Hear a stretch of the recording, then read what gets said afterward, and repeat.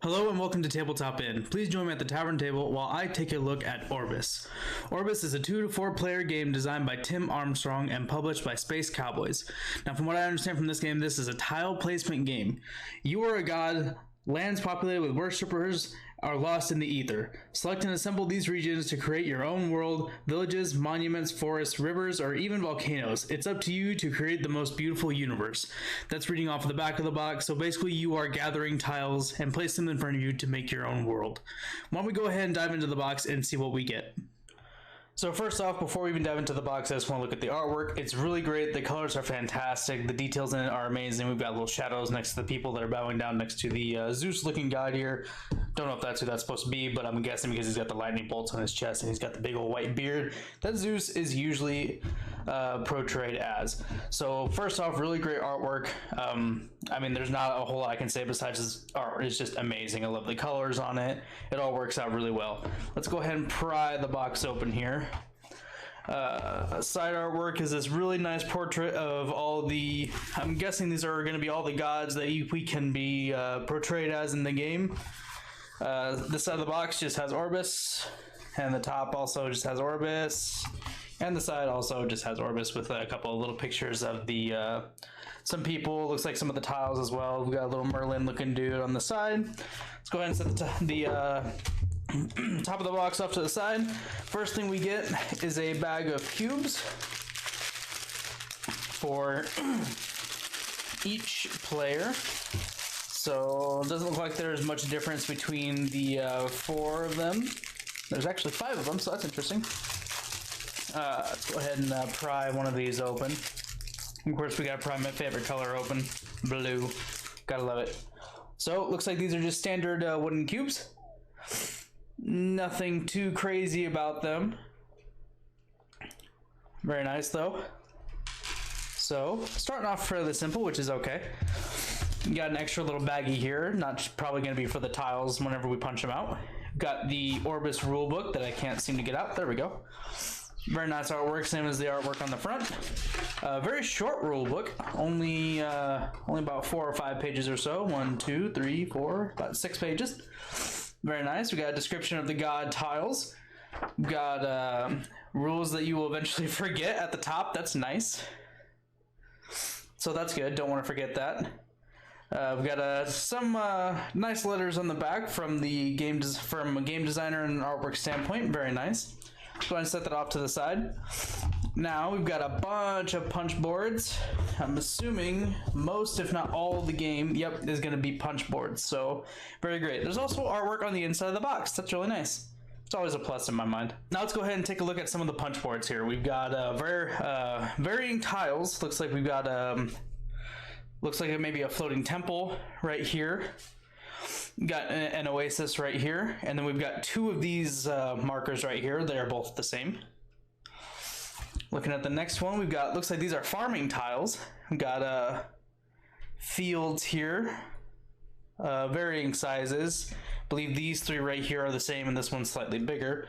Then we've got, I'm thinking this is like a plains tile, or maybe some like plateaus, or it could be mountainous as well. There's rocks along the side. This one's also a little different. It's a little more lush. There's a tree in the middle. Little fox right here that you cannot really see very well. So this one, we got, this is a volcano tiles, I believe. So they were talking about having volcanoes. This one's still being different. This one looks like they're building a statue on this one. So it looks like this one, and yes, this one are the same. So it looks like this is varying stages of building the statue is what it is. So you've got this one here, and it's continued on these tiles here. And then we've got the statue that's slightly built out more. Here, looks like we've got, I'm not exactly sure what you could describe it. It's like more oasis sort of deal. From what I can see, these are all slightly the same. Iconography is a little different, but overall the artwork looks fairly similar. Got more fields along the bottom here. These are the bigger ones that we saw on the other board. Got more forested areas here. These are a lot more fleshed out than the other ones that we saw. Then we've got more volcano tiles with a more fleshed out one down here. We've got further advancement on the statue here. So it looks like this is the final product that we get. Then we've got more of the Oasis tiles as well. Again, not sure if they're actually Oasis or not, but that's what they look like. More Oasis tiles here, and then we've got a fully fleshed out farm tiles here, as well as what looks like a fully fleshed out grassland mountainous tile. Actually, this, I believe, oh no, these are the same tiles. So these are the same ones that were on the board before. Then we've got some more volcano tiles, and then what I assume is a fully fleshed out volcano tile. We've got one more half second stage or third stage volcano tile. Then it looks like we've got all the tiles for the different gods that we'll be able to play as, which are really nice. I'm loving the artwork on this. And then we've got the last 3 gods here. Then we've got some tokens here, little infinity symbols of varying colors. There's 5 of them in total. Then we've got these right here that I have no idea what they're for. So why don't I go ahead and go through punching these out, and then we'll get back on how I'm going to get these stored. It's going to be a little interesting because unfortunately looks like they've only given us 2 baggies to store. So hopefully, looks like these the tiles are probably going to fit all in this bigger baggie, while the wooden cubes will fit in this one. So let me go ahead and get these all punched back and stored for you, and then we'll go ahead and sit back down and I'll tell you what I think so far.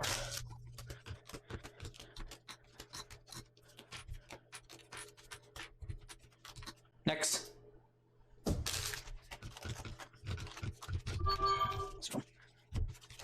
Next. Next. Next.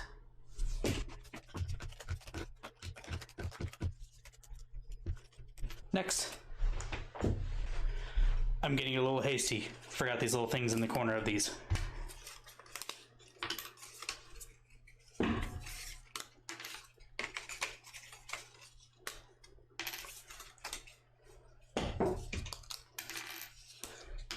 Okay, moving on.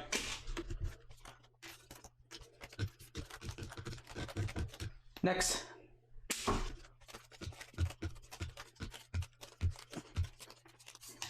Next.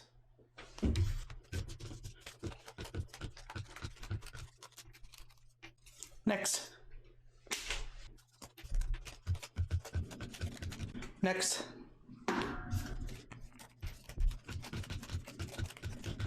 All done.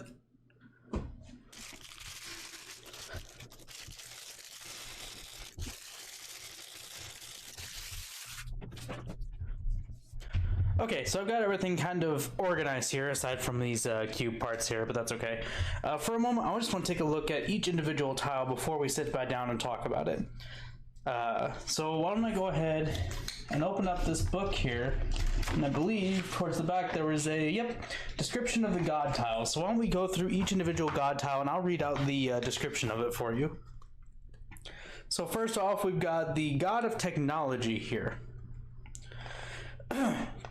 For the God of Technology, if you are among the players who have the least wilderness tiles at the end of the game, gain 3 CP points. Now CP points, I believe, are just going to be considered victory points, but let me see if I can go ahead and find the find what they're actually called in the rule book here. So we've got creation points is what they're called. The object of the game. The winner of the player who has the most creation points at the end of 15 rounds that make up the game. So basically, whoever has 15 points at the end of the game wins. So, the technology god again. If you are among the players who have the least wilderness tiles at the end of the game, you gain 3 CP points. So I'm assuming you're able to go past the 15 points that you can get at the end of the game. Kind of like viticulture, where the end of the game stops at 25, but there's certain conditions that could push you past that 25. So here, we've got the god of oceans. If you are among the players who have the most validated irrigation tiles at the end of the game, gain 3 CP points. So irrigation tiles, I believe, are these tiles here, and the wilderness tiles are the green ones over here. We'll take a look at those more in depth here in a moment. So here we've got the goddess of love. When you take this god, gain 5 worshippers of your choice from the Aether. Gain 1 creation point at the end of the game. So I believe these cubes are where you're going to be considered the worshippers. They're going to be placed among the tiles. Here, the Merlin looking guy, he is the god of equilibrium. At the end of the game, if you have at least one validated village tile, one temple, and one validated volcano tile, you gain 3 CP points. So village tiles, not sure exactly what they are. We'll go through some of the tiles here in a moment. This one is the god of death. When you take this god, discard 6 worshippers from your realm to gain 3 CP creation points. If you cannot or do not want to, hide the creation point value shown on the tile with the cancellation token. Cancellation token, not sure what that is. We'll figure that out in a moment. This one, Goddess of Nature. If you are among the players who have the most validated forest tiles at the end of the game, gain 3 creation points. This one here is the Goddess of Sleep, because she's got a Goddess of Idleness. Okay. The Goddess of Idleness, wilderness tiles do not make you lose any creation points. Gain 1 creation point at the end of the game. Okay. Here, we've got the God of Harvest. If you are among the players who have the most validated village tiles at the end of the game, gain 3 creation points. So I'm wondering if the village tiles are the fully fleshed out farm tiles that we saw. This one here, the Goddess of Fire. If you are among the players who have the most validated volcano tiles at the end of the game, gain 3 creation points. And the last one is the Goddess of... oh, the Apprentice Goddess. Gain 3 creation points at the end of the game. Okay. A little lame-ish, but I mean, she's an Apprentice Goddess, so she's not fully fleshed out. Okay, cool. Let's go ahead and put the god tiles off to the side. Let's go ahead and take a look at the other tiles in general. Let's see, I'm sure there is a list of tiles here. So it does not look like there is actually a list of these regions here, which is okay. We can obviously deduce which one's which. Like this one, I believe, is the these turn into the village tiles once they are fully fleshed out and fulfilled. So they look kind of like this because they've got the windmill. And then there's one that I believe that's even more fleshed out. Yes, this right here. So I believe these are the village tiles here. Then obviously we've got the volcano tiles with the molten rock look right here. Then the fully fleshed out volcano looking like this. Fulfilled volcano, I believe, is what they call once. They believe it also. I was reading through the rulebook here really quick. I believe there's also certain tiles that need to be around this one tile in order to make it a fulfilled tile. So this is the wilderness or forest tile. This one being the fully fulfilled tile after it's surrounded by certain tiles, of course. This one I believe is either temple or shrine tile with the statue being built, which is really cool to flip through it like this. Yep, this is the fully fleshed out shrine tile here. And then this one, I believe, is called the irrigation tile. It described the irrigation tile a couple of times. So here we go with the fully fleshed out one being this one right here. Cool. All right, I'm going to go ahead and get these all put back in the box. I'm going to sift through the rulebook real quick and then we'll get back to you. I forgot to show there is artwork on the back of these tiles because they're meant to be placed face down in stacks. However, I believe it looks like all of the backs of these tiles are the same. So, but yes, when you first draw them, they are to be placed face down. Or when you first set up the game, excuse me. So realistically, we're not going to be able to keep the tiles in one bag. This is already one stack of the, only one stack of tiles, and it's already basically taken up half of this bag. So I'm going to grab some little baggies from my own personal collection to get the rest of these put away here.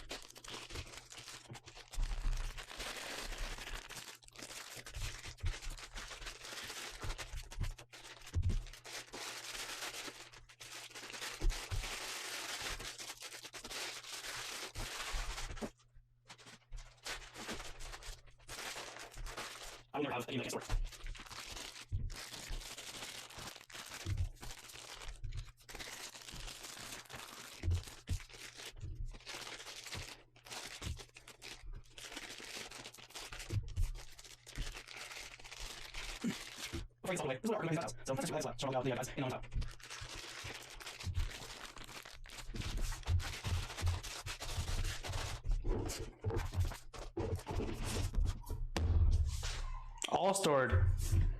So that was a look at how unboxing Orbis and storing Orbis goes.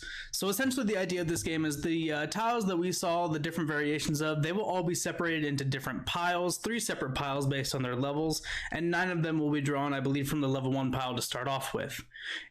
In turn order, players will go around and they will draw these tiles to build out their universes. This will happen 14 times. The 15th turn, or the first turn, whatever turn they decide to go on, is dedicated to drawing a god tile. For the sake of it, I would probably recommend drawing that god tile once, or in your first turn, because those god tiles do give you bonuses based on how your universe is built, so you obviously want to know that early in the game. The other 14 turns is taken drawing your universe tiles and placing them onto your universe. I was trying to think of a different name, but Tableau, that's the word I was looking for, Tableau. So aside from that, big thing about this game, I did like how the punch boards work. They were really nice. They're the proper punch boards where you just kind of use your thumb and lightly push them and the entire piece just falls out. Those are really great because punch boards to me are just so terrible, and it's one of the things where game developers really don't need to be skimping out on when it comes to mass producing, is they really want to make sure those punch boards are of high quality, because if they're not, they really run the risk of those pieces becoming terrible because they tore up on the piece instead of on the punch board where they should. So really nice punch boards on this. Major gripe on this one though was the storage. As you saw, there were 2 baggies that it came with, and the one baggie that I used to start putting the tiles away on, it only fit one stack of tiles before it was already half full. So there was no way we were gonna fit all those tiles into the 2 baggies and have all the wooden cubes on there as well as the smaller tiles. So I had to dig into my collection of baggies that I've gotten from other games that actually did have really good inserts that I didn't need the baggies that were provided. So major gripe, I'm not a huge fan of a game that's so heavy on pieces, especially tiles like this, not having either some kind of insert or at least having better quantities of baggies to store them all in. It's a personal gripe. Not a lot of people may care, but for me, setup is always a huge thing about games. If a setup takes too long, by the time I get a game fully set up, I'm probably thinking about all the other games that I could have had set up and gone through a half a round of by the time I got this one fully set up. That being said, I think this game is going to be a really good one. After understanding all the iconography on there and what makes a tile fulfilled, I think this would be a really great game for all ages, kids especially, obviously with a little bit of hand-holding from someone that's able to really understand the rules. But I think it's going to be great for kids and adults because there's a lot of strategy that goes into it as far as how to fulfill the tiles, what tiles need to be placed where. So yeah, overall I think it's going to be a really great game. I can't wait to dig into it. But for now, that's all I have for you today on Orbis. If you liked the video, please leave a like. If there's something I could have done better, please let me know in the comments. If you have any questions about the game, also let me know in the comments, and I'll try to answer them as soon as I can. But for now, thank you so much for watching. I hope you've enjoyed your stay at the Tower Table, and we'll see you next time. Take care.